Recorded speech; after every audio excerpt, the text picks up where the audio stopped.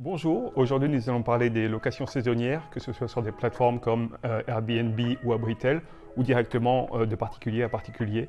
Et nous allons revenir sur les différentes règles importantes à connaître.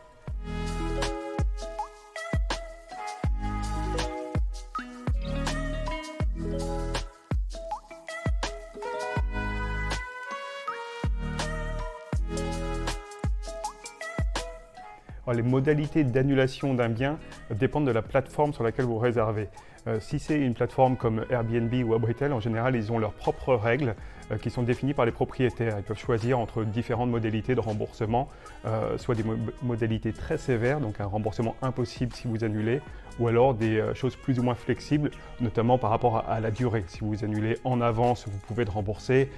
Plus proche de la location, vous serez remboursé à 50%, etc.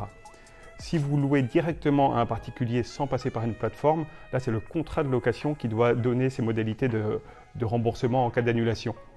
En général, ce qui se passe, c'est que si le propriétaire annule et vous rembourse, si vous annulez, vous avez plus de frais. Alors c'est assez rare, mais parfois les propriétaires demandent à ce que vous souscriviez une assurance pour leur location saisonnière. Dans ce cas, pas de panique, puisque votre assurance multirisque habitation contient généralement une clause, dite clause villégiature, qui couvre ces logements de vacances.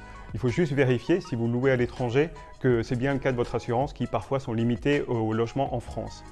Si vous n'avez pas d'assurance multirisque habitation ou si vous n'avez pas cette clause, vous pouvez soit demander à la rajouter à votre contrat ou alors prendre directement un contrat pour les quelques semaines de vacances. C'est très peu cher, vous pouvez contacter n'importe quel assureur et il vous proposera soit cette option ou soit un contrat en bonne et due forme. Alors d'abord, ce qu'il faut savoir, c'est que le dépôt de garantie n'est pas obligatoire, mais souvent les propriétaires le demandent. Les modalités de restitution, dans ce cas, doivent être indiquées dans le contrat. Donc, en général, ça va être au moment de l'état des lieux de sortie. S'il n'y a aucun problème, il va vous rendre le chèque que vous avez donné à l'arrivée ou alors vous faire un virement directement si vous avez payé par ce billet. Alors, ce qu'il est important de savoir, c'est que les frais qui pourront vous être demandés devront être basés sur un état des lieux de sortie qui sera comparé à un état des lieux d'entrée. Or, souvent, dans les locations de vacances, il n'y a pas d'état des lieux qui est fait. Dans ce cas, finalement, le dépôt de garantie n'a absolument aucun intérêt puisque le propriétaire ne pourra pas vous demander de l'argent. En cas de problème arrivé sur place, soit parce que le logement ne correspond pas exactement à ce qui était indiqué dans l'annonce, ou alors parce qu'il est vétuste, etc. Si vous avez loué via une plateforme, elles ont en général des assurances, des protections pour les locataires.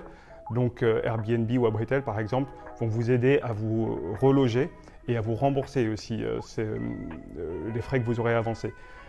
Si vous avez loué directement auprès d'un particulier, dans ce cas-là, c'est plus compliqué puisque ce sera à vous de faire toutes ces démarches. Donc vous pourrez d'abord contacter le propriétaire en lettre recommandée avec accusé de réception pour lui demander un dédommagement, donc soit le remboursement de la caution, le remboursement des frais, soit des frais avancés par vous pour la location ou des frais annexes si vous avez dû par exemple prendre un hôtel, etc. Et si jamais vous n'avez pas de réponse de la part du propriétaire, dans ce cas-là, il faut contacter le tribunal d'instance du lieu où se trouve le logement pour obtenir ce dédommagement. Alors, les conseils pour éviter les problèmes et les fraudes, parce qu'il y en a, c'est assez rare, mais il y en a, c'est vraiment de ne pas se précipiter au moment de réserver, de vérifier si l'annonce est légitime, s'il n'y a pas de choses qui vous paraissent soit bizarres, soit trop belles pour être vraies. N'hésitez pas à faire un copier-coller de l'annonce sur d'autres sites, par exemple, pour voir si elle a été volée quelque part. N'hésitez pas à contacter le propriétaire, à lui poser des questions, par exemple, sur ce qu'il y a dans le quartier, etc. Donc, des choses que seul un propriétaire légitime de bien pourrait connaître et pas un usurpateur. Et enfin, n'hésitez pas aussi à faire des captures d'écran de l'annonce, à sauvegarder les photos, etc. Comme ça, s'il y a un problème à votre arrivée, vous pourrez montrer que finalement, le bien qui vous a été loué ne correspondait pas exactement à celui qu'on vous avait promis.